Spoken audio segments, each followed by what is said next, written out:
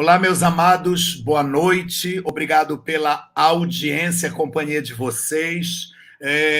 Retornando com Labedis, com Obicar, nossas atividades e viramos um centro de extensão universitária. Éramos um centro de pesquisa e agora somos de extensão.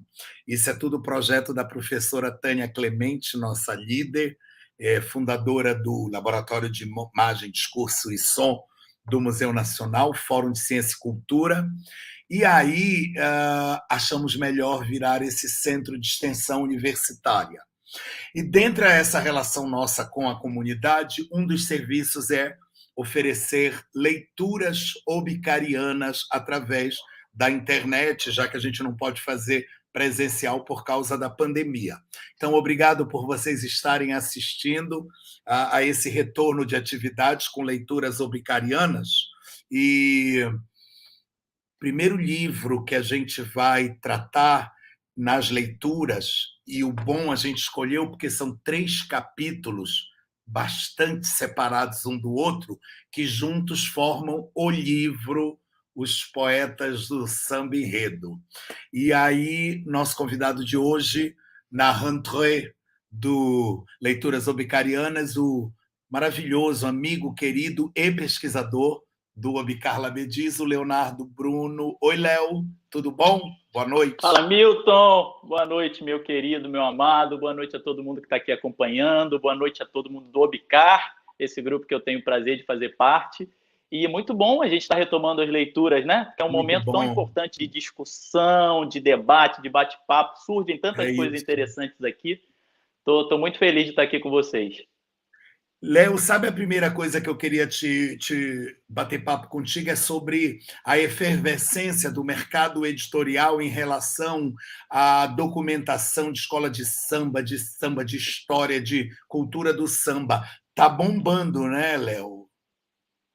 Tá, a gente veio nos últimos 10 anos, essa bibliografia cresceu muito, né? Eu me lembro que quando eu comecei a pesquisar, né, carnaval, escola de samba, isso já faz mais de 20, né? Mais de 20 anos. A gente tinha uma bibliografia super escassa. A gente tinha ali meio que a Bíblia das escolas de samba, que é o livro do Sérgio Cabral, né? Isso. A gente tinha o livro do Haroldo Costa sobre o Salgueiro e o livro da Raquel Valença sobre o Império Serrano, que também eram dois totens assim na bibliografia carnavalesca, e mais pequenas biografias, né, assim, de personagens mais relevantes, como Cartola, por exemplo, né?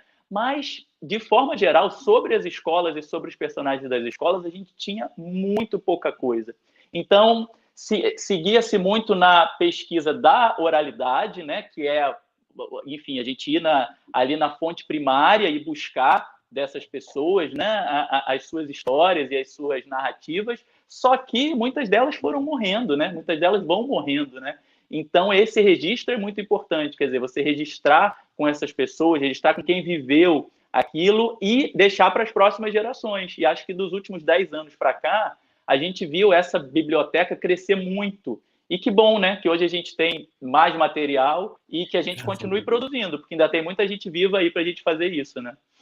E uma coisa que me chama a atenção é essa primeira geração de autores que escreve ali nos anos 60, 70, eles olham e dizem assim, há 30 anos atrás começou o movimento, que é eu olhando para a minha estreia há 30 anos atrás, 1994, eu estreio.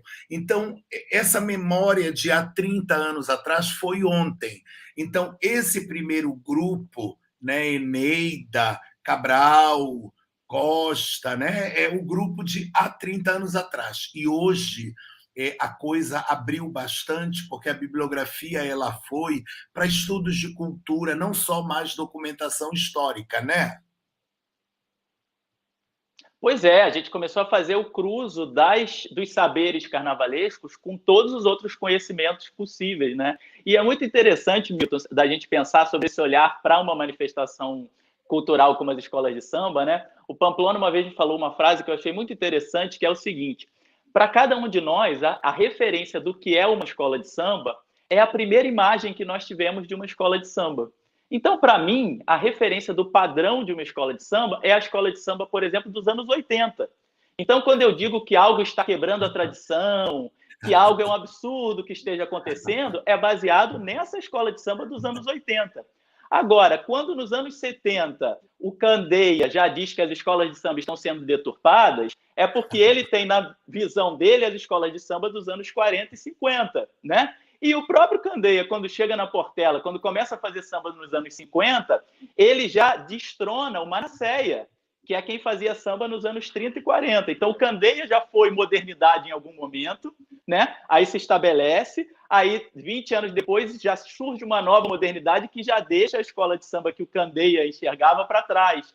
E a gente vai indo nessa roda viva, que na verdade é o que mantém as escolas de samba vivas, né? É a gente está sempre se renovando, é a gente está incluindo novas pessoas, novos olhares e fazendo a máquina girar. Isso que é o gostoso, assim, desse mundo que a gente vive, né? Sim. Já que você é o primeiro autor convidado, eu queria sair desse assunto e você é um pesquisador do OBCAR e aqui o nosso tributo ao Cleiton, ao Renan, ao Rodrigo, incansáveis lutadores que organizam esse grupão de 25 pesquisadores e tal. De dentro do OBCAR, qual é a importância que você vê dessa relação com a comunidade, desse grupo de extensão universitária?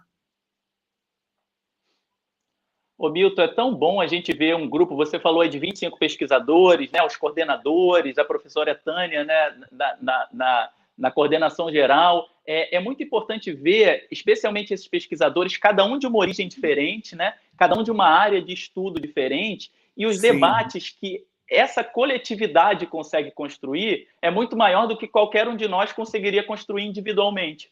Né? Assim, a soma desses 25 dá muito mais do que 25, né? Porque nós temos pessoas da antropologia, da área de artes, eu sou, por exemplo, da área de jornalismo, da área de comunicação, a gente tem gente de todas as áreas, e quando nós estamos juntos, né, presencialmente ou virtualmente, é muito interessante como a gente vai agregando, né, esses saberes de cada um, né, os olhares, cada um consegue ver essa manifestação artística que é tão plural sob um aspecto diferente, né? Porque o carnaval é essa loucura, né? A escola de samba é essa loucura. Ela tem música, ela tem dança, ela tem teatro, ela tem performance, ela tem assim, uma quantidade de manifestações artísticas que ninguém dá conta. Ninguém dá conta de analisar uma escola de samba só com o seu olhar, só com a sua vivência, especialmente porque a cada momento em que você vê uma escola de samba passar, você só vê ela de um ponto. Então, de outro ponto da avenida que você está, já é outra escola de samba. Então, assim, olhar para a escola de samba tem que ser um olhar coletivo, né? Esse olhar coletivo ele é muito mais rico. E aí, quando a gente se junta, né? Quando essas 25, 30 pessoas se juntam, conseguem, enfim, estudar, pesquisar, não chegar a respostas, né? Porque a gente não chega a respostas, a gente só vai, né, enriquecendo as perguntas, e de alguma forma a gente consegue trabalhar isso com mais gente, né? Jogar isso. A gente está agora, por exemplo, no YouTube falando para, né, uma quantidade de pessoas que a gente nunca vai saber quantas são, porque elas vão crescendo, né? As pessoas vão assistindo isso. Sim. Trocar com essas pessoas, né? E recebendo também da comunidade, isso é muito, muito bonito, porque também o saber, também o olhar sobre a escola de samba, ele tem que ser coletivo, né? A escola de samba ela é coletiva, né? Ela é uma construção coletiva, mas esse olhar, esse estudo, essa visão sobre o que é uma escola de samba, ele também tem que ser construído coletivamente. Então, juntar pesquisadores, juntar pessoas e fazer com que elas interajam com quem está em volta é muito rico para a gente, sabe? Para o que vai ficar aqui, né? A gente pode citar, por exemplo, as revistas, a Policromias, né? Que o OBCAR publicou agora recentemente, com uma quantidade de estudos carnavalescos, né? Que vão ficar para a posteridade, porque está publicado, né? Isso é de uma riqueza, né? Para quem não acompanhou, nós publicamos agora no final do ano passado 2 revistas gigantes, né, Milton? Assim, com centenas e centenas de páginas, um calhamaço de estudos sobre carnaval. E se você folheia aquelas revistas, você vê estudos sobre tudo. Sobre fantasia, sobre baiana, sobre samba, sobre negritude, sobre geografia. Porta-bandeira trans. Tudo. É uma maravilha. Dentre as possibilidades de recorte do universo escola de samba, esse recorte que o livro Poetas do Samba Enredo traz, de você entrar pelo talento de compositores populares. Então, vamos recordar, a editora é qual? Milton, eu parei de te ouvir. Você está me ouvindo? Estou te ouvindo. Eu parei de te ouvir. A editora do Poetas do Samba Enredo é? Espera aí. Eu parei de te ouvir. Eu vou ter que fazer alguma coisa aqui para voltar a te ouvir. Então vamos Porque fazer. eu tô só vendo a sua. Mas você estava me ouvindo, labial. né, amado, né? Bacana, ele vai sair, vai entrar, aí eu faço o serviço, que é a editora, número de páginas e tal, e jogo para ele, e ele segue com vocês falando do capítulo dele, que é Davi Correia, né? E são 3 grandes poetas que o livro analisa. A Raquel pega o Aloysio Machado, o Gasparani pega o Turco, Hélio Turco, Mangueira, Império Serrano com a Raquel, e Portela, Davi Correia, com o Leonardo Bruno. E aí eu escrevi a orelha do livro, estou enrolando para esperar ele voltar, tá, gente? Escrevi a orelha do livro, onde eu falo desse Olimpo, desse Oi? Você Voltei. me escuta, amado? Te escuto. Então, a editora do livro Poetas do Samba Enredo é? A Cobogó, editora Cobogó. Fácil de comprar pela internet, compra-se direto? Tem no site da editora Cobogó, mas tem em todas as livrarias virtuais, você encontra em todas as livrarias e em todas as livrarias físicas também, já está super bem distribuído. Me dê um breve histórico do processo que levou vocês ao livro. Quem teve a ideia do recorte pelos grandes compositores? Bom, o Gustavo Gasparani é um mangueirense, né? Ele, inclusive, é passista da Mangueira há mais de 30 anos. E a área dele não é a literatura, a área dele é o teatro, né? Ele é um grande diretor, dramaturgo, ator, né? Um grandíssimo artista. Mas ele tem um amor tão grande pela Mangueira e ele sentia muita vontade, e é muito bonito até de falar sobre isso. Ele falou assim pra gente, eu queria retribuir para a Mangueira tudo que a Mangueira deu para mim durante esses 30 anos, todas as alegrias que a Mangueira me deu ao longo da minha vida. Então eu quero registrar um pouco dessa história. E ele sempre teve um amor incrível pelo Hélio Turco, pela figura do Hélio Turco e pelos sambas do Hélio Turco. Então ele chegou para mim e para a Raquel, nós 3 somos amigos também há muitos, muitos anos, e falou, gente, eu queria muito escrever sobre o Hélio Turco. Vocês também não querem escrever sobre algum poeta das escolas pelas quais vocês torcem? Eu sou portelense e Raquel Valença é imperiana. E nós falamos, nossa, claro, que ideia maravilhosa, queremos, né? Especialmente porque a ideia do livro e a ideia do Gustavo era justamente pegar esses poetas, esses compositores que são muito importantes para a gente, né, para a nossa memória afetiva, como sambistas, como foliões, como apaixonados pelas escolas, mas que não são tão conhecidos, as figuras e as histórias deles, pelo grande público. Né? Então, a gente não queria pegar pessoas que já tiveram suas histórias muito contadas. Né? A gente queria justamente jogar luz sobre esses poetas que talvez a maior parte das pessoas não conheça a história deles. Então, Raquel escolheu a Aloysio Machado, pela qual ela é apaixonada, e eu fui no Davi Correia, porque o Davi Correia traz uma memória afetiva, né? E isso é muito engraçado, Milton, porque quando eu lancei o livro, quando nós lançamos o livro, muitos amigos meus, torcedores de várias outras escolas, torcedores da Mangueira, do Salgueiro, da Imperatriz, me escreveram, me ligaram dizendo assim, o Davi Correia era meu ídolo. Eu amo o Davi Correia. As pessoas têm um amor por ele, não só os portelenses, mas todo mundo que viveu aquele período de escola de samba, anos 70, 80 e começo dos 90, as pessoas são apaixonadas pelos sambas do Davi Correia. Então foi muito bonito isso também, porque o carnaval tem isso, né?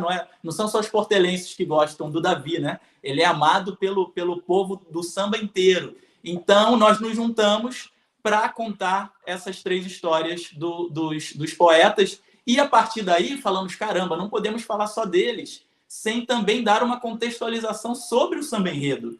Falar sobre o gênero, né? Conversar um pouco sobre o que é essa música, que tem particularidades que nenhum outro gênero musical tem. samba enredo é um gênero único, tanto na sua forma quanto no que envolve ele, né? E nós estamos agora num momento de disputa de samba em que a gente está vendo muito isso, né? O que envolve o samba enredo, né? Então, além dos 3 capítulos que contam as histórias de cada um desses poetas, a gente faz um primeiro capítulo, um capítulo inicial, que é um bate-papo nosso sobre o desenvolvimento do samba enredo nas últimas décadas. E aí tem discussão, tem porradaria, um fala, o outro discorda.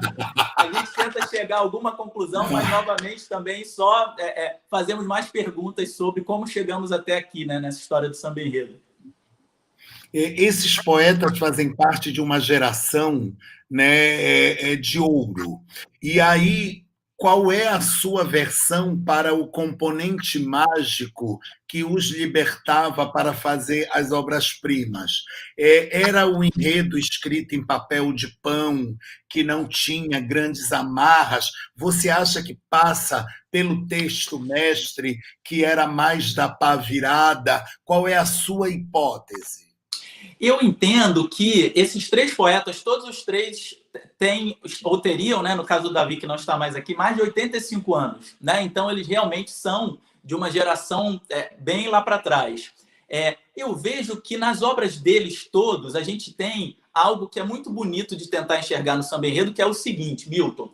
Um carnavalesco, na época lá atrás, o artista, né, a pessoa que tem a ideia do enredo, um departamento cultural que seja, ela propõe um tema para a escola. E o samba enredo é a maior expressão que aquela comunidade consegue produzir para falar sobre esse tema. É muito bonito pensar no samba enredo assim, né? Não é o samba enredo, por exemplo, do Davi Correia, mas é o samba enredo que a Portela entende que conta melhor aquele enredo para que ela leve na avenida. Tanto que essa disputa de samba, né, o que a gente chama de eliminatória de samba enredo, né, originalmente aquela escola se reúne e decide coletivamente, né, qual é a melhor expressão daquele enredo, daquela temática em versos e em melodia. Né? Tanto que, mesmo hoje em dia, quando você tem uma comissão, em muitas escolas, uma comissão de decisão de escolha de samba enredo muito pequena, né? Às vezes é só o presidente carnavalesco e uma outra pessoa, mas a forma como a bateria toca importa, a forma como a baiana dança na quadra, a expressão do passista quando toca aquele samba, aquilo influi, aquilo influencia. Então, mesmo hoje, que mudou muito a forma de escolha de samba enredo, mas eu continuo acreditando que o samba o samba enredo é a expressão daquela comunidade para contar aquele tema. E o que acontecia antigamente era o seguinte, esses compositores, eles tinham muito mais liberdade para criar a sua obra, a sua visão a respeito do que se ia contar. Né? Então, quando Portela vinha com Lendas e Mistérios da Amazônia, né? Qual é a visão daquele compositor sobre a Amazônia? E não só como, aos poucos, né, a gente foi construindo essa história, mas como é que eu transformo essa sinopse num samba? Né? Tem uma diferença muito grande aí. Né? Davi Correia fez um samba baseado em Vou-me embora para Passárgada, poema de Manuel Bandeira. Qual é a visão do Davi Correia sobre o poema do Manuel Bandeira? Então, acho que, respondendo a tua pergunta, eu acho que na época desses 3, quando eles começaram lá atrás, era muito mais assim. Tipo, qual é a minha visão sobre esse assunto? Qual é a visão do Hélio Turco sobre Monteiro Lobato? O que Monteiro Lobato mexe no Hélio Turco? O que ele vai pesquisar sobre Monteiro Lobato? Né? E aí você tinha essas visões diferentes, a ala de compositores ia compor, e a escola, coletivamente, chegava à conclusão, olha aqui, não tem nada como a visão igual à visão do Hélio Turco sobre Monteiro Lobato. Ele é o que mais representa o Morro de Mangueira para ir para a avenida. Então, esse era o samba escolhido. De alguma forma ou de outra, hoje isso ainda simbolicamente é assim, com todas as mudanças de processo, né, que a gente sabe que aconteceram aí ao longo do tempo, mas eu continuo vendo assim, como a escolha do samba enredo ser nós, coletivamente, de que forma nós vamos contar isso? E acho que até hoje é assim, as escolas escolhem coletivamente como elas querem ser vistas, como elas querem entoar um enredo na avenida, sabe? E aí vocês entram no livro e, agradecendo esse brilhante preâmbulo, agora eu me retiro e lhe deixo com a nossa companhia que está aí nos assistindo, e eu volto no final com as perguntas Vamos escolher 5 perguntas e aí a gente volta a conversar, tá bom? Boa palestra, um beijo, querido. Beijo, querido. Bom, gente, o Davi Correia, ele é um personagem fantástico, né? Assim, quando essas pessoas me ligam, né? Como eu estava contando, as pessoas me ligam para falar: Léo, o Davi Correia é meu ídolo, eu amo o Davi Correia, a obra dele é muito marcante. É porque ele tem uma sequência de obras, né? E a gente vai falar um pouquinho dessa sequência, fascinante, né? Que estão na nossa cabeça até hoje, né? O próprio Vou-me embora para Passaga, desse samba que ele fez em 73, mas também Macunaíma, de 75, Incrível, Fantástico, Extraordinário, de 79, Hoje Tem Marmelada, o título de 1980, Das Maravilhas do Mar, Fez o Esplendor de uma Noite, de 81, depois Esquindô, Esquindô no Salgueiro, Atrás da Verde Rosa, Só Não Vai Quem Já Morreu, na Mangueira, o samba que a Estácio vai reeditar agora sobre o Flamengo, samba que ela fez, com o qual ela desfilou em 95, né? Sambas na Vila Isabel, na Imperatriz. Ele tem uma obra muito marcante. Mas, além da obra, a figura dele é uma figura muito interessante. Porque o Davi, ele ele inaugura um pouco essa figura do compositor que vai, em algum momento, mudando de escola. Isso não existia lá nos anos 80, quando o Davi começa a fazer isso. Então, assim, ele tem uma obra fantástica, mas também uma figura muito interessante. Então, isso tudo me encantou, assim. Eu falei, caramba, essa história precisa ser contada, porque, de alguma forma, além da obra dele contar as histórias dessas escolas, né, dessas escolas todas, né, lateralmente, mas também ele conta um pouco o processo pelo qual passou o compositor de samba enredo nas últimas décadas.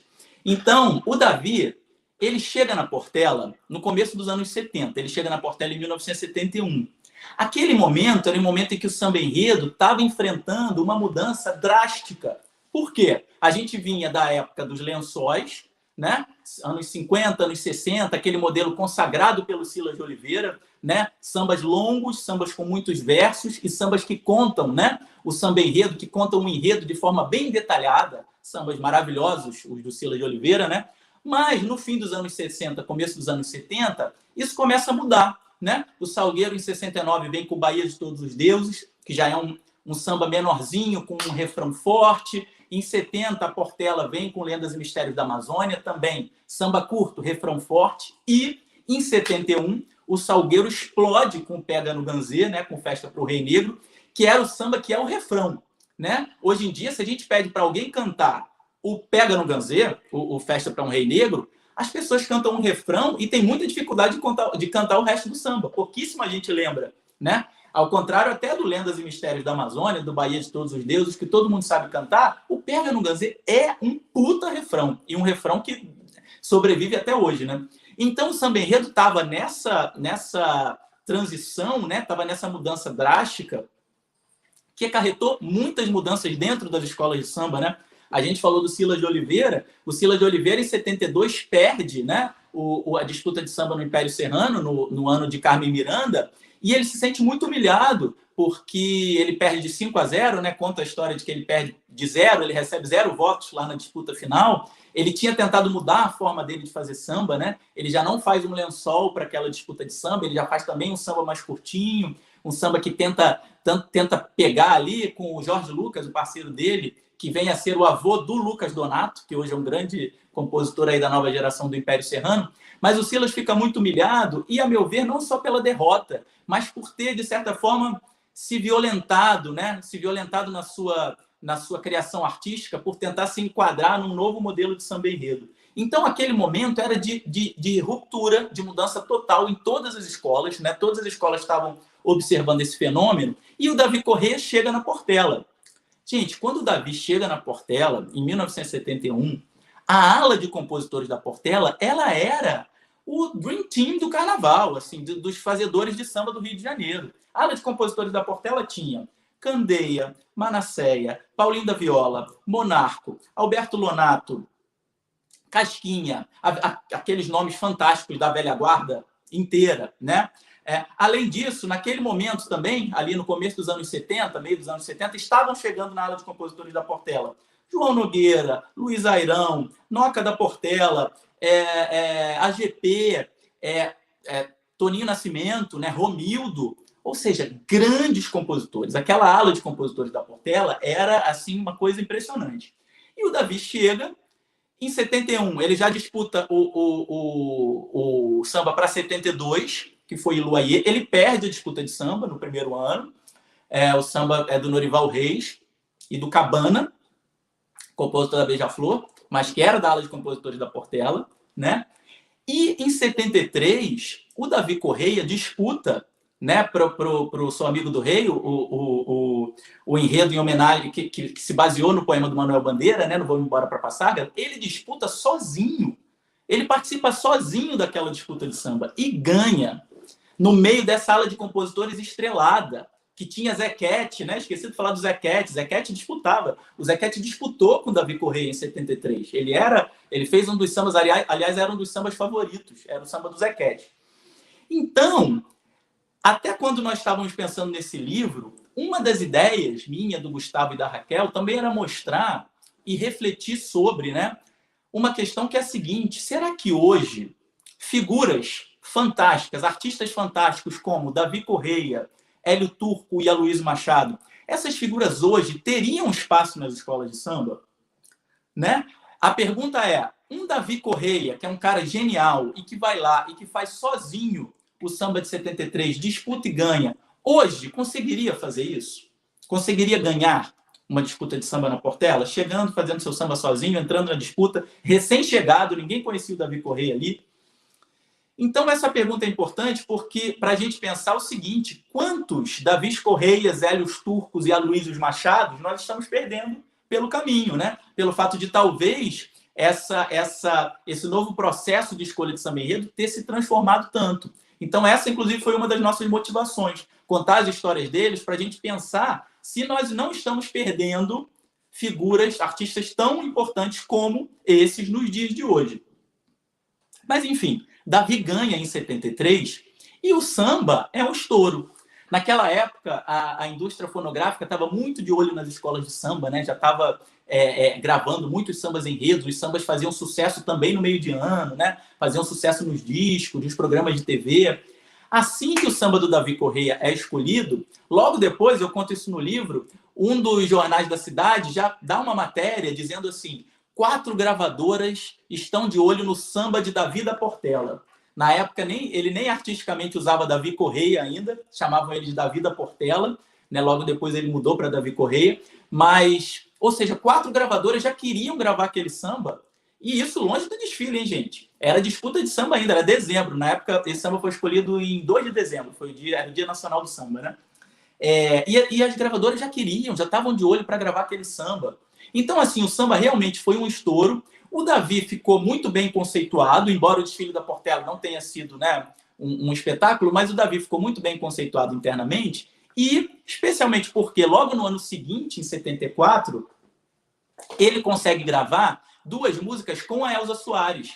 A Elza lança um disco que tem Bom Dia Portela e Meia-Noite Já é Dia. 2 estouros do Davi Correia, né? Se alguém perguntar se por acaso eu sou feliz, é o Bom Dia Portela, né?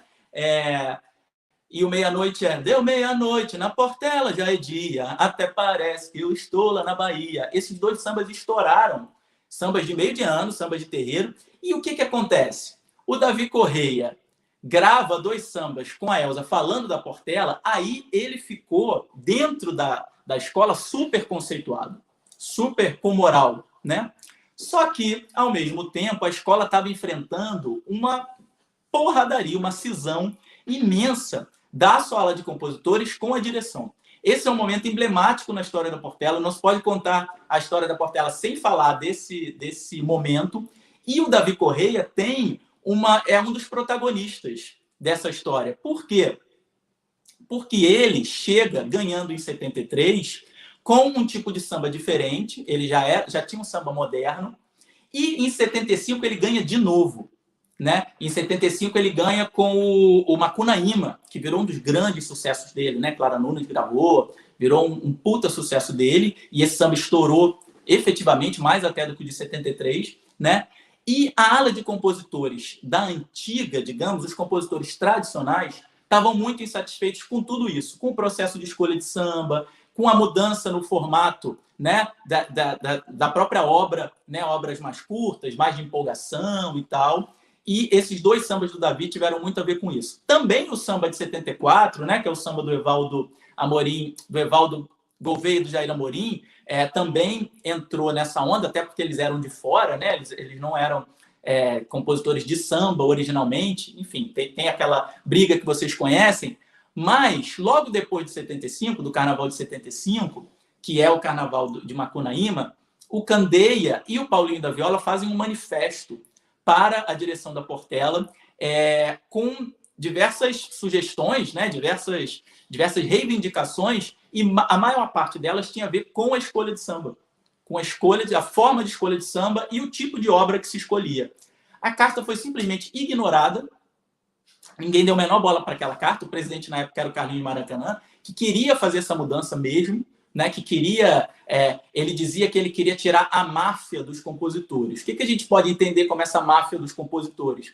É porque os compositores naquela época, eles eram forças políticas muito importantes dentro de qualquer escola, né? E na Portela especialmente, porque os compositores foram os fundadores das escolas de samba, né? As escolas de samba foram criadas por pessoas que faziam samba, por compositores. Então, isso nos anos 30, 40. Então, se a gente vai lá para os anos 60, 70, esses caras ainda estão vivos e atuantes, né? Só que, nos anos 70, é quando estão chegando essas figuras alienígenas das escolas de samba, figuras externas às escolas de samba, para serem gestores, né? É quando entra o jogo do bicho, né? Muito forte nas escolas de samba. O Carlinhos Maracanã é uma dessas figuras, que não tinha a ver com aquela comunidade, com aquele grupo, né, com a Portela em si, que chega de fora para gerir a escola de samba, como um bom gestor. Só que aí tem esse embate, né, porque já tinha ali uma força política muito forte. Então o Carlinhos Maracanã quer se livrar daquela ala de compositores antiga, vai dando os sambas para os compositores novos, né? Então, Noca da Portela ganha nos anos 70, o Jair Amorim e Evaldo Gouveia ganham, o Davi Correia ganha. Então, você tem uma sequência de sambas que são feitos por pessoas novas, né? por novos compositores, e os compositores da antiga, muitos saem. Então, é quando Candeia sai da Portela, é quando Paulinho da Viola sai da Portela, é quando Zequete sai da Portela, Carlos Elias sai da Portela. Tem uma cisão gigante. Davi Correia, que no fim das contas não tinha nada a ver com isso, começa a fazer os seus sambas e a fazer obras muito boas. Porque você podia ter toda uma discussão política e tal, mas a história mostrou que a obra do Davi Correia tinha muita qualidade. Então ele ganha em 73, ele ganha em 75, depois ele fica 3 anos sem ganhar, 76, 77, 78, e aí ele inaugura um momento ali muito especial da vida dele e da vida da Portela, que é quando ele ganha 4 sambas seguidos. Então, ele ganha 79, 80, 81 e 82. E é um período em que a Portela está muito popular, está muito forte, está muito na boca do povo. Os sambas da Portela tocavam muito. Então, assim, o primeiro samba, que é um samba até hoje muito pouco lembrado, de 79, né, o Incrível, Fantástico, Extraordinário, a Portela fez um desfilaço. Se você vai olhar os jornais, todos os jornais diziam que a Portela seria campeã daquele carnaval, e não a Mocidade, que foi a campeã no fim das contas, né? A Portela ganha 6 estandartes de ouro. Até hoje é o recorde de estandartes de ouro de uma escola no mesmo carnaval, junto com a Mangueira do Sinhá Olímpia, lá nos anos 90. Então, assim, a Portela era a ampla favorita, foi um desfilaço, todo mundo acreditava na Portela, não deu Mocidade. Mas o samba pegou, o samba foi marcante. Em 1980, ele vem com Hoje Tem Marmelada, que é outro samba, que esse sim se canta até hoje na quadra da Portela, é um samba muito lembrado. A Portela foi campeã, né, no empate com a Beija-Flor e com a Imperatriz, e foi um samba muito marcante, um samba que até hoje se canta muito. E em 81, ele vem com a grande obra, a obra-prima da carreira dele, aquele samba que até hoje eu choro quando ouço, e vocês provavelmente também, que é o samba de 81, Das Maravilhas do Mar, Fez-se o Esplendor de uma Noite. Esse samba, ele foi uma comoção na cidade antes do carnaval. Em janeiro,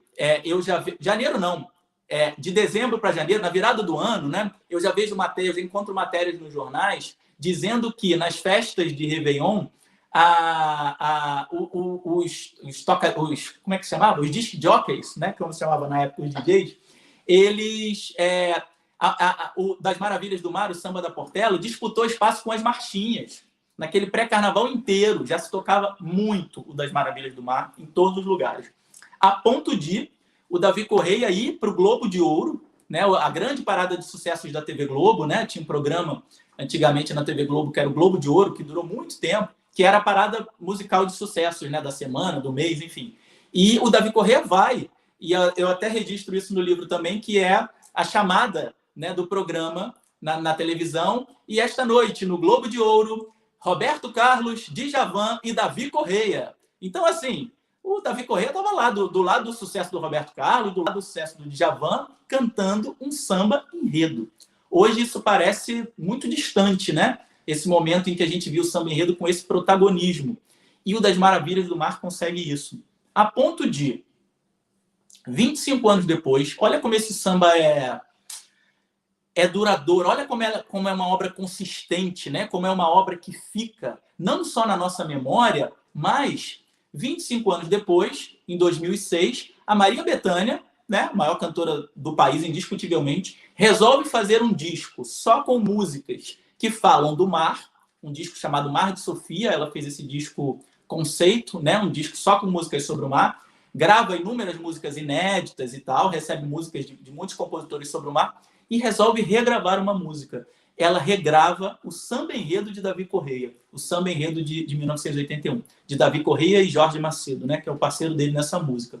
Então, para vocês verem a força desse samba, né, como esse samba marcou e como esse samba chega a emocionar a Bethânia 25 anos depois. E ela faz uma gravação linda. A gravação da Bethânia desse samba é belíssima. Se vocês não conhecem, vale a pena dar uma pesquisada, porque é muito bonita. Ela canta, obviamente, né, com outro arranjo, com outra roupagem, mas a gente vê a beleza dessa melodia e dessa letra. Ele ganha também em 82. E aí, minha gente, vocês imaginem o que é um mesmo compositor. Isso não mudou nada, tá? O que a gente vê hoje na disputa de samba enredo não mudou nada de 4 décadas atrás. Vocês imaginem o que é um compositor dentro de uma escola grande como a Portela ganhar 4 anos seguidos. Fica todo mundo, a ala de compositores inteira, querendo derrotar aquele cara. O importante nem é ganhar, o importante é derrotar aquele cara, né? Porque existe essa disputa interna. Essa disputa interna é parte do jogo, né? Então, em 82, o negócio já estava assim. Quando ele ganha pelo 4º ano, em 83, já está todo mundo com faca nos dentes para derrotar o Davi Correia. E ele é derrotado. Só que o Davi, gente, ele tinha uma característica pessoal dele, né, e que a gente vai percebendo aí ao longo do tempo. Ele não gostava nada de perder. Ele não gostava dessa história de perder um samba na quadra e o samba ir para o lixo, né? Eu até fiz agora esses dias uma playlist lá no Spotify, no meu perfil do Spotify, que é uma playlist só com sambas que foram derrotados nas disputas de samba enredo. Porque esses sambas, né, normalmente se perdem pelo caminho, né? E todo mundo, provavelmente a maioria de vocês, tem aquele samba que a gente lembra, fala, caramba, na final de 2013, naquela escola tinha um samba que é uma maravilha. E esses sambas normalmente não ganham registros, mas muitos deles ganharam. E aí eu fiz uma playlist lá no meu perfil do Spotify chamada Sambas Enredo Derrotados. E aí tem Martim da Vila, Martinalha, Davi Correia, AGP, Zé Catimba, Franco, tem Nelson Sargento, tem de todas as escolas, inúmeros compositores que conseguiram gravar os seus sambas que foram derrotados na quadra. E o Davi tinha pavor dessa história de fazer uma obra e não ver essa obra ser cantada. O prazer dele era ver essa obra ser cantada pelo povo, pela multidão, era estar lá na bagunça cantando com o povo. Davi Correia resolve simplesmente sair da Portela. Então, em 84, ele já está disputando samba no Salgueiro. Isso, nessa época, era muito pouco comum. Você já tinha, eventualmente, um compositor que fazia samba para outra escola. Você já tinha, por exemplo, o Cabana, né? A Beija-Flor estava no grupo de baixo, ele fazia samba para a Portela no grupo de cima. Isso acontecia esporadicamente. Mas o Davi, ele faz uma quebra ali nos anos 80, e a gente vê hoje o que isso causou, né? Como isso foi se estruturando. Ele resolve ir para a escola onde ele sente que tem mais chance. de ver o samba dele cantado na avenida. Então, em 84, ele vai para o Salgueiro e ele faz um samba para o Salgueiro que até hoje na quadra é um estouro, que é o Esquindô, Esquindô, né? Oiá, oiá, água de cheiro pra ioiô, vou mandar buscar na fonte do Senhor. Esse samba, todo salgueirense canta. É do Davi Correia, um ano depois de sair da Portela. Agora, o mais interessante, Davi vai para o Salgueiro. Aí, espera-se, não, tudo bem, o cara era da Portela, foi para o Salgueiro, agora vai fazer sua carreira no Salgueiro. Não. Em 85, Davi já estava na Vila Isabel. Davi é convidado pelo Capitão Guimarães para ir para a Vila Isabel e sente, putz, aqui eu tenho uma oportunidade. E ganha 2 sambas na Vila Isabel. Ganha em 85 e em 86. Parece até que foi ontem. E de 3 em 3 pelo mundo rodei. De alegria pulei, de alegria brinquei, de 3 em 3 pelo mundo rodei. Os 2 sambas da Vila são do Davi Correia. Ele disputa lá pelo 3º ano, que é em 87, perde para o Martinho da Vila. Martinho faz Raízes, essa obra-prima da música popular brasileira, né? Então, aliás, em 86 ele ganha do Martinho. Davi Correia ganha do Martinho, dentro da casa do Martinho, mas Martinho dá o troco em 87 e ganha com Raízes. Davi Correia perdeu Raízes, pum, se mandou. Davi Correia vai para a Imperatriz Leopoldinense e ganha o samba de 88 com o Zé Catimba, em parceria com o Zé Catimba, com Guga, com Gibi. Conta outra que essa foi boa. Aí, a partir daí, essa é a vida do Davi Correia, a vida profissional do Davi Correia. Tanto que em 89 ele está no Império Serrano, em 90 ele volta para Portela, em 91 ele vai para Viradouro. Ele começa a ir pulando de escola em escola. E aquilo, de alguma forma, começa a pegar mal para ele, porque essa não era a realidade da época, né? Então, os outros compositores todos começaram a olhar o Davi Correia com alguma, né, com reticências. Só que ele continuou fazendo grandes obras. Então, o Davi Correia vai para Mangueira. Em 93, dessa fruta eu como até o caroço, se vocês buscarem no YouTube a transmissão do desfile, vocês vão ver que o Davi Correia já está no carro de som da Mangueira, cantando samba ao lado do Jamelão. Jamelão, obviamente, canta, né, o puxador oficial. Do lado já está o Davi Correia como apoio. E em 94 ele participa da disputa de samba da Mangueira e ganha com Atrás da Verde Rosa Só Não Vai Quem Já Morreu. Um dos sambas mais conhecidos de toda a história da Mangueira, né? Assim, tá ali certamente no top 3 dos sambas mais conhecidos, mais tocados da história da Mangueira, que foi também um desfile, né, envolvido em grande expectativa. Foi um samba muito tocado no pré-carnaval, também entrava em todas as paradas de sucesso e tal. Aí, olha, gente, em 94 ele faz esse sucesso com Atrás do Verde Rosa Só Não Vai Quem Já Morreu. Em 95 ele já está na Estácio. Em 95 ele já está em outra escola. Então, em 95 ele vai para Estácio, faz o samba em homenagem ao Flamengo, que é o samba que vai ser reeditado agora em 2022 pela Estácio, né? Cobra coral, papagaio, vintém, vestir rubro-negro, não tem para ninguém. Então, vamos ter no próximo carnaval Davi Correia de novo na Avenida, vai ser bonito, né? Ver um samba dele de novo na Avenida.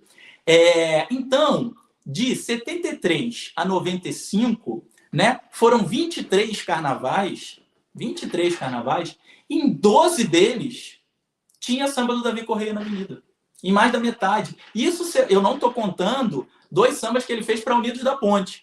Unidos da Ponte, que estava no grupo de baixo, até em 80 ela estava no grupo de cima, ele fez, mas não assinou. Então, na verdade, foi até mais do que essa conta, né? Na Portela, né, em 10 anos, de 73 a 82, em 10 carnavais, ele faz 6 sambas. Então, assim, uma escola como a Portela, no auge da sua popularidade, né, em 10 carnavais, ter 6 sambas de um mesmo compositor, esse compositor fica muito marcado, né? E a própria escola, né, entende como seu estilo de fazer sambas um pouco o estilo daquele compositor. Então, a Portela ficou, naquele período, com a cara do Davi Correia e, estendendo um pouco isso, né, de 73 a 95, o carnaval entendeu um pouco o que era esse estilo do Davi Correia. Para encerrar um pouco falando dele, eu ressalto que o estilo do Davi Correia não era só a obra dele, mas também a forma de cantar.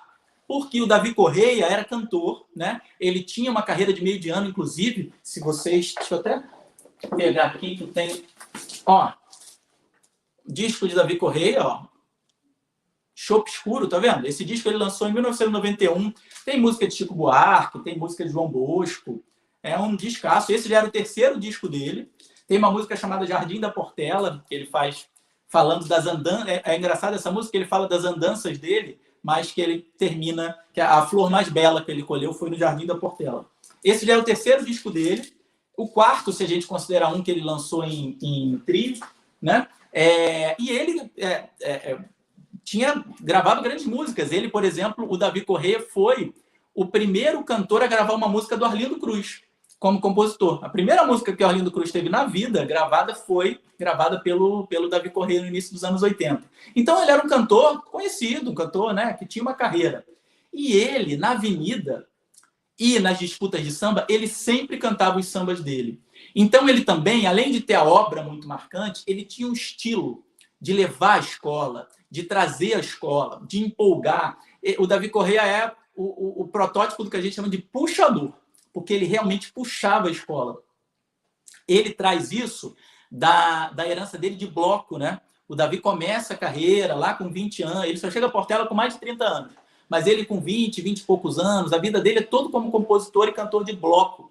Então ele traz isso, você vê que os sambas dele são sambas de muita empolgação, o refrão é fácil de cantar, todo mundo canta com tranquilidade, não tem palavra difícil, ele simplifica a coisa, ele faz uma leitura poética do tema e manda ver. Então ele tinha essa coisa da forma de cantar. Tanto que ele chegou a cantar, por exemplo, samba que não era dele. Ele vai para... Em 83, quando ele perde o samba na Portela, lá, né, novembro, dezembro, ali na disputa de samba, quando chega no carnaval em fevereiro, ele já está no carro de som da Imperatriz. Ele está cantando, ele nem tinha disputado samba na Imperatriz, mas ele já está cantando na Imperatriz. Então ele tinha essa característica de também ser cantor, de também puxar samba nas escolas, né? E virou essa figura conhecidíssima também por isso, né? Também por esse estilo. Então eu acho que ele cria uma marca no Carnaval Carioca, sabe? Especialmente nesse momento em que o samba estava passando por essa transição, o samba enredo estava passando por essa transição de sambas mais longos, sambas com melodias mais trabalhadas. O Davi Correia, ele vira meio que a marca dessa nova geração, né, de compositores que fazem sambas de apelo popular, sambas de fácil comunicação com o público, sambas que levam, né, que levam a plateia junto, que mais do que emocionar, procuram embalar, né? O Davi foi um grande compositor desse tipo de samba, que é o samba de embalo, né? E aí, em 2002, ele consegue mais uma vez ganhar samba na Portela, né? Ele ganha o Amazonas, esse desconhecido, que já não é uma das obras dele que mais marcaram, mas serviu para ele ser o maior vencedor de sambas enredo da história da Portela, né? Ele chega ao sétimo samba vencido na Portela. Isso é muito curioso da gente perceber nas diferenças entre as escolas de samba, né? O Aloysio Machado, os três poetas do samba enredo, né? O Aloysio, o Hélio e o Davi, são os maiores vencedores de samba nas suas escolas, né? Só que o Hélio e o Aloysio ganharam 15 sambas cada um. O Hélio ganhou 15 sambas na Mangueira, 15 ou mais. Agora até me perdi, acho que o Aloysio tem mais. Mas pelo menos 15. O Aloysio, 15 ou 16 sambas no Império, o Hélio, 15 sambas na Mangueira, são os maiores vencedores. O Davi consegue ser o maior vencedor da Portela com 7, né, ao lado do Noca, né? O Noca também, agora em 2015, conseguiu o seu 7º samba. São os 2 maiores vencedores da história da Portela. Então, isso mostra também como a Portela tinha uma variedade maior, talvez, de vencedores de samba, né? Fazendo com que esse cara, que teve 7 sambas, né, comparado com os outros, é até pouco, né? Mas eu fico imaginando se o Davi tivesse continuado na Portela, né? Não tivesse feito essas andanças, né? Porque ele ganha 7 na Portela, mas ele ganha 2 na Vila, 1 no Salgueiro, 1 na Estácio, 1 na Mangueira, 1 na Imperatriz. Ganha 2 na Ponte, né? Que até nem entram um pouco nesse cálculo, mas ele ganhou 2 sambas enredo na Ponte, né? Então, ele é um cara que, no fim das contas, fez para o Carnaval também os seus 15, 16 sambas, né? E sempre com uma marca muito, muito forte, com uma marca muito definida, né? Ele teve parceiros muito diferentes ao longo da carreira, né? O Jorge Macedo, em algum momento, se tornou o maior parceiro dele, mas ele chegou a fazer samba com Norival Reis, ele chegou a fazer samba agora com o Grilo e com o Naldo, que eram os parceiros de 2002, né? Mas, enfim, lá na Mangueira com Carlos Sena, com Zé Catimba na Imperatriz, né? Na Vila Isabel também tinha um parceiro lá que era da Vila Isabel, mas a marca do Davi está em todos esses sambas. É muito impressionante como ele consegue fazer essa marca de olhar para o enredo, voltando um pouco, né? Voltando para o começo um pouco da nossa conversa, que é olhar para o tema da forma como o tema bate nele, né? Como o tema emociona ele, compositor. Porque hoje a gente vê muito, né? O compositor, hoje em dia, né? Estamos falando de 2021, o compositor ele tem que ser praticamente, o que se tornaram as disputas de samba, né? O compositor ele tem que ser o melhor tradutor em samba enredo do que o carnavalesco quer dizer. E muitas vezes os compositores são cortados das disputas porque trazem outras coisas, trazem outros elementos, ou trazem uma visão diferente, vão por outros caminhos, né? Mas não.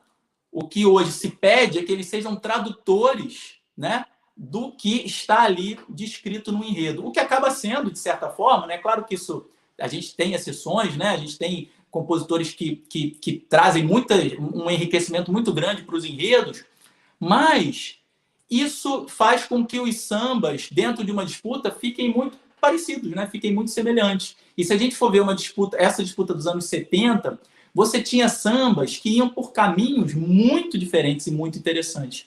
E o Davi sempre trazia um caminho muito próprio. Façam um exercício de olhar a letra das Maravilhas do Mar Fez-se o Esplendor de uma Noite. E tentem captar dali um enredo. Tentem captar dali o que vai passar na avenida. Você não consegue. Você não consegue vislumbrar o que vai ser um setor, o que vai ser o abre-alas, o que vai ser... Como o carnavalesco, né, vai contar aquela história na avenida. Não. Aquela é uma ode poética do Davi Corrêa sobre o mar. É um pensamento dele sobre o que o mar provoca nele.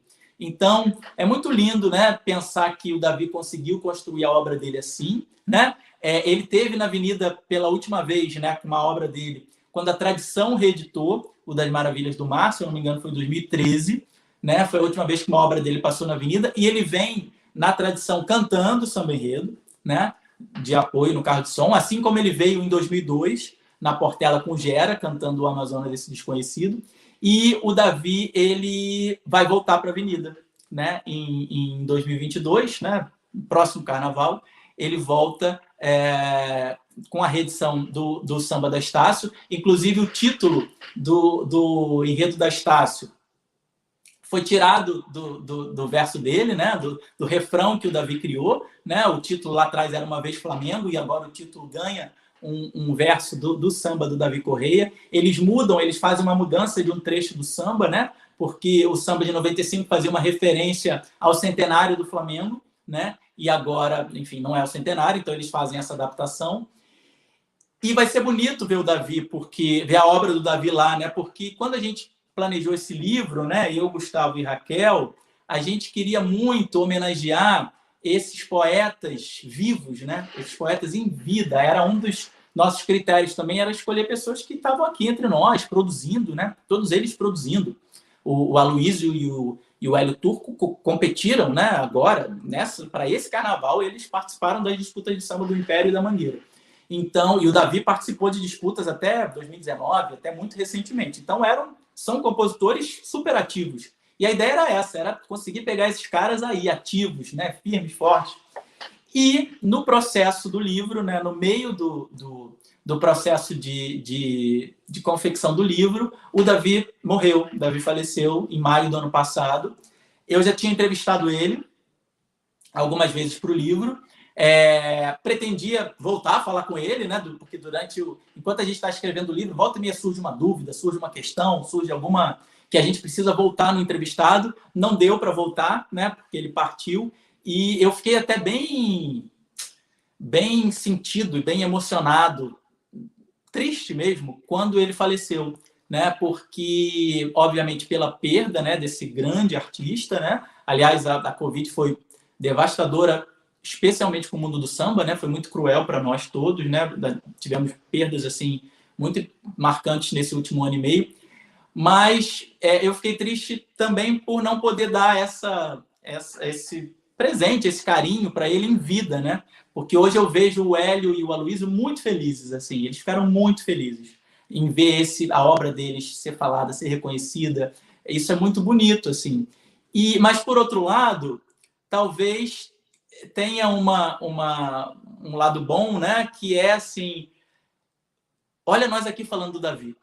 Né? O Davi se foi, já tem mais de um ano, mas nós estamos aqui discutindo a obra dele, falando da obra dele, perpetuando a obra dele, que continua sendo cantada, né? A obra dele não vai parar de ser cantada, mas a obra fica, mas e a história desse cara, né? Então, vamos falar da história desse cara, vamos continuar contando a história dele, porque aí ele está aqui vivo com a gente, né? Ele se mantém vivo com a gente. Enquanto a gente estiver falando do Davi Correia, ele se mantém vivo com a gente. Então, por outro lado, foi bom poder lançar esse livro agora, né, para relembrar esse grande cara e até voltar a escutar, né? Eu comprei os discos dele, por exemplo, né? Ele tem um disco que ele lançou em 76, ele tem outro disco que ele lançou em 81. Se vocês quiserem aí procurar nos mercados livres da vida, tem esses livros, né? Esses discos.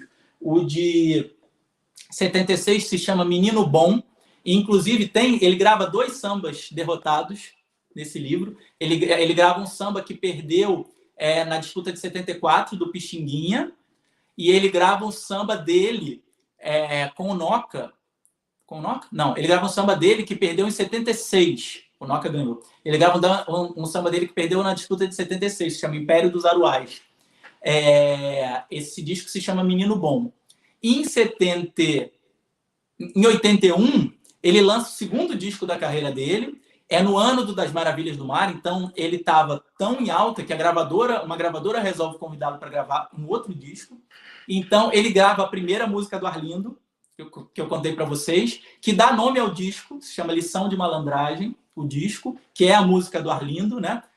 Foi dançar na corda bamba, escorregou, caiu. Teve gente que chorou, teve gente que sorriu. Conhece essa música? É a primeira música gravada da carreira do Arlindo e foi gravada pelo Davi Correia. E dá nome a esse disco de 81. Em 86, ele lança um disco muito interessante, que 86 é o auge do pagode, né? É o estouro da turma do Cacique de Ramos, pagode por todos os lados da cidade.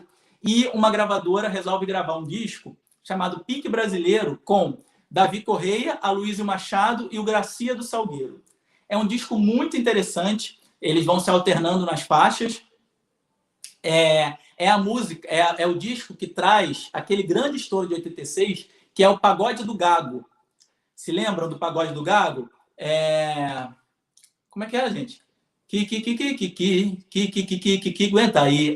Era uma música toda gaguejada, né, do Gracia do Salgueiro. Essa música foi um estouro, né, na época do politicamente incorreto, né? Essa música foi um estouro lá em 86. Tocou muito e fez o disco vender muito, né? Esse disco o Pique Brasileiro vendeu muito, que era o disco do trio. O Davi abriu o disco, o Davi tinha uma projeção muito grande no meio do samba enredo e no meio do samba de forma geral. E ele, em 86, ele grava, né, como compositor, ele tem uma música gravada no disco do Almir Neto, de 86, que é o disco que mais vendeu na carreira do Almir Neto, que é o Mel na Boca, que é um dos maiores sucessos das rodas de samba de todos os tempos. Até hoje ela é cantada em toda a roda de samba, que é o "É mentira, pra que toda promessa de me dar felicidade, bota mel na minha boca, me ama, depois deixa a saudade. Será que o amor é isso? Se é feitiço, vou jogar flores no mar." Essa música é cantada até hoje. Muita gente acha que é do Almir Neto, né? Porque o Almir Neto deu uma cara, uma roupagem, né, tão própria para essa música, que muita gente acha que é do Almir, mas é do Davi Correia. É obra do Davi Correia, sozinho, né, compositor único dessa música. O Davi gravou muito com o Almir Neto, gravou muito com a GP. A GP gravou... O Almir Neto gravou Meguice Descarada, que foi uma música que recentemente voltou numa gravação do Reinaldo. O AGP gravou várias músicas do Davi com sucesso, né? Lá nos anos 70, a Elza já tinha gravado. Então, ele tem como compositor de meio de ano uma história assim extensa, né? Então é um cara fundamental. Vale aí ouvir as perguntas de vocês. Não sei se nós já temos perguntas, né? Se Milton está por aí. Oi, Amado, claro que estou, interessadíssimo em tudo. Amado, das grandes brigas, das grandes baixarias, quando perde, quando ganha, tem alguma assim com o Davi, que foi babado fortíssimo? Tem babado fortíssimo, porque o Davi, ele foi fundamental, ele foi peça protagonista dessa porradaria na ala de compositores da Portela nos anos 70. Porque o Davi chega na Portela, o Carlinhos Maracanã, como eu disse, era essa figura de fora que bate de frente com os compositores, com a ala de compositores. O Davi chega já sendo conhecido do Carlinhos Maracanã, porque qual é a história? A irmã do Davi, o Davi é de São João de Meriti, a irmã do Davi era uma das...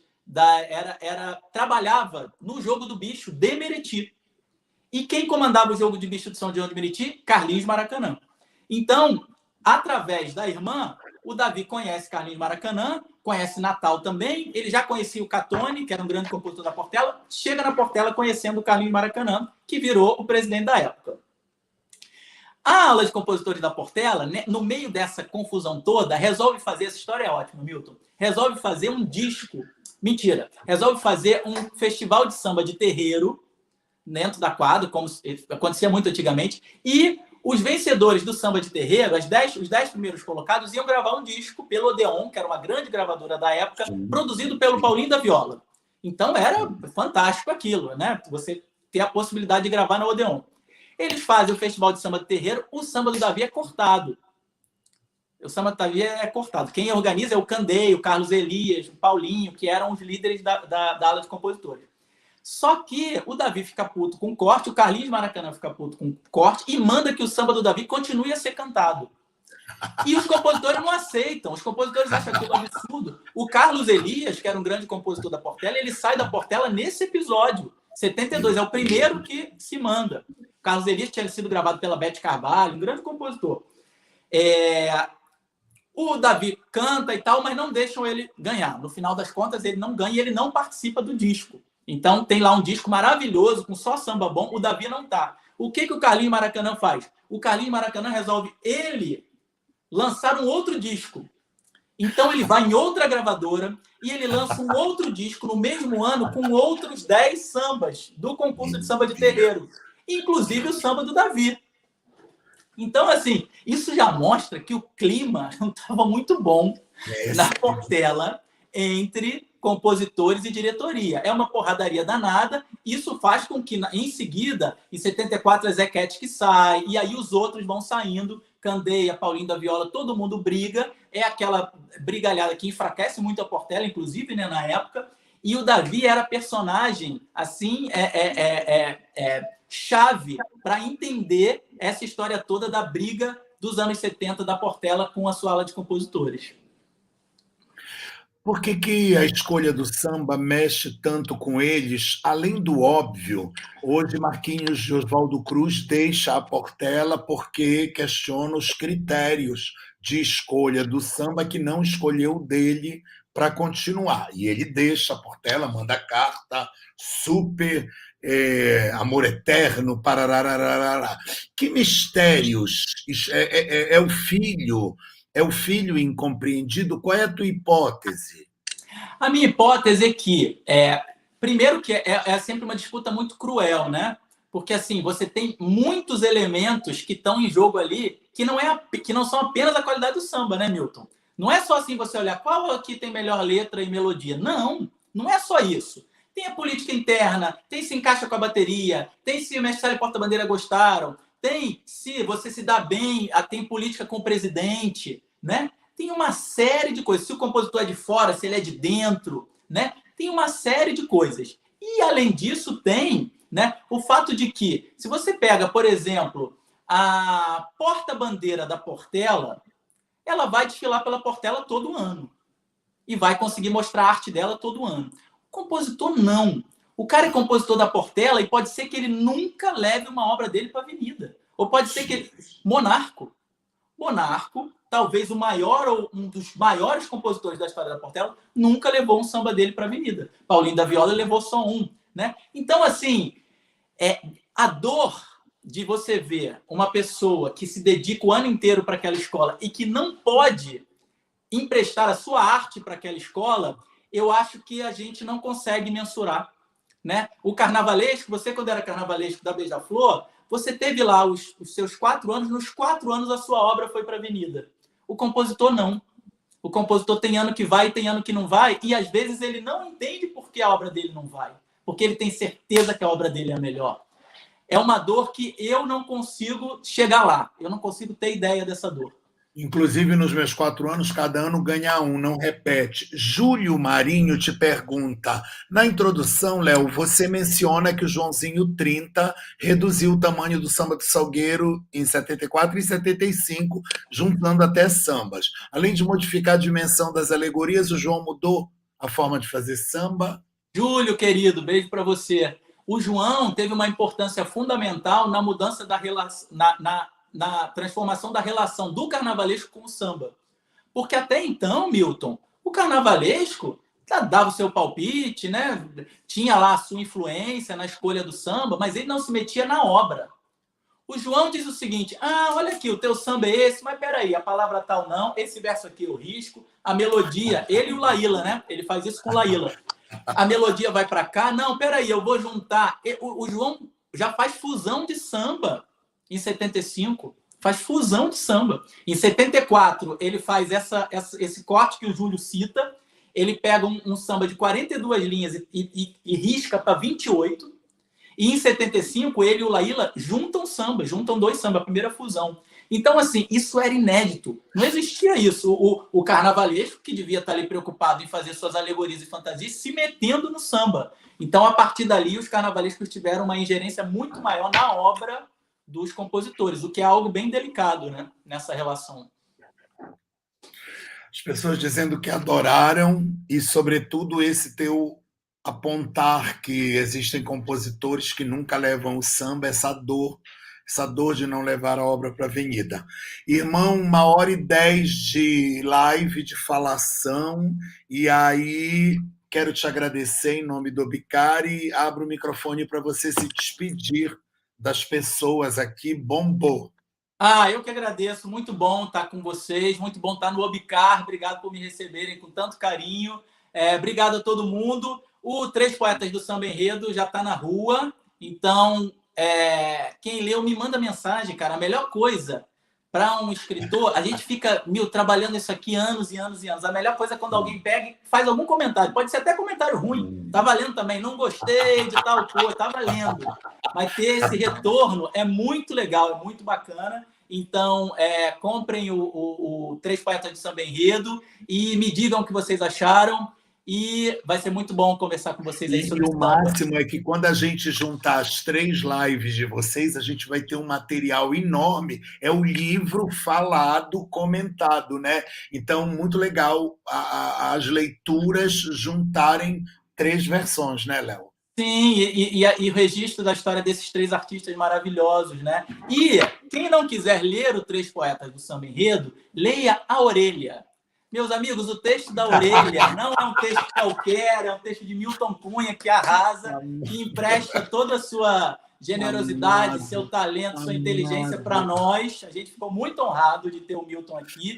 O Milton faz a Orelha, o Sérgio Cabral faz o prefácio, nosso mito da pesquisa carnavalesca. Então, imaginem o quanto eu, Raquel e Gustavo ficamos honrados e felizes de ter Milton e Cabral com a gente. Meu irmão amado. Agradecendo vocês, nos despedimos. Até próxima Leituras Obicarianas. E não esqueçam de se matricular, se inscrever. A gente vai abrir as inscrições para o próximo curso de extensão, né, um seminário sobre... Nós vamos continuar nas epistemes do samba, nossos pesquisadores vão ser os professores, então, obrigado e até a próxima leitura obicariana, ou então até o curso de extensão, tá bom, gente? Obrigado, boa noite, Léo, fica com Deus. Tchau, gente, boa noite, se cuidem. Tchau, irmão, tchau, fica com Deus, beijo.